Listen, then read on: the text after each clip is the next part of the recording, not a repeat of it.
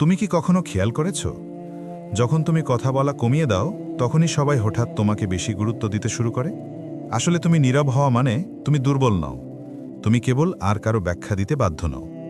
আর সত্যি কথা বলতে কি, যেদিন তুমি চুপ থাকতে শিখে গেলে সেদিন থেকেই তুমি জেতা শুরু করেছো। আজকের ভিডিওতে জানবে একটাও কথা না বলে তুমি কিভাবে জিতছ আর কেন নীরবতাই মানুষের সবচেয়ে শক্তিশালী অস্ত্র। নীরবতা তোমার না দেখা শক্তি। আমাদের সমাজে একটা ভুল ধারণা আছে যে চুপ করে থাকে সে নাকি দুর্বল, কিন্তু আসলে চুপ থাকতে পারে শুধু সেই মানুষই যে নিজের আবেগকে নিয়ন্ত্রণ করতে পারে। যে মানুষ নিজের কথা সবাইকে প্রমাণ করতে চায় না, কারণ সে জানে নিজেকে বোঝে শুধুই সে নিজে। তুমি যখন আর তর্কে নামো না, অকারণে ব্যাখ্যা দাও না বা সবার কাছে ভালো দেখানোর চেষ্টা করো না, সেদিন তুমি ভেতর থেকে শক্ত হওয়া শুরু করো। কেন কথা না বলেও তুমি জিতে যাচ্ছ? কারণ মানুষকে তার নিজের কথার সামনে দাঁড়াতে হয়।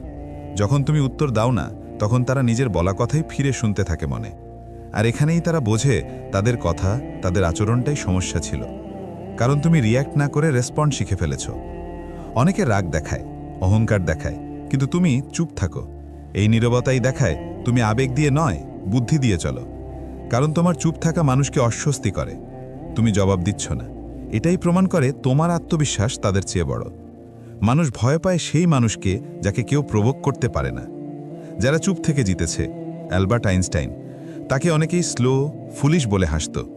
উনি কখনো কারো সাথে তর্ক করেননি। উনি নীরব ছিলেন আর নিজের কাজে ফোকাস করেছিলেন।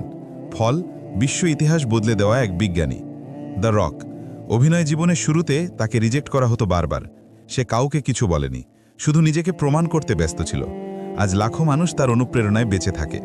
তুমি দেখবে যে মানুষগুলো এখন স্টেডি, কালম, স্ট্রং, তারা একসময় খুব সেন্সিটিভ ছিল। অকারণে প্রতিটি কথায় ব্যথা পেত।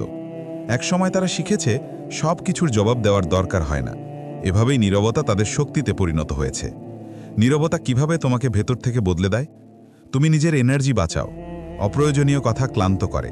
নীরবতা তোমায় শান্ত করে, ফোকাস বাড়ায়। তুমি শক্তিশালী প্রেজেন্স তৈরি করো। যে মানুষ কথা কম বলে তার প্রতিটা বাক্য মানুষ অনেক গুরুত্ব দিয়ে শোনে। তুমি ইজিলি ম্যানিপুলেট হও না।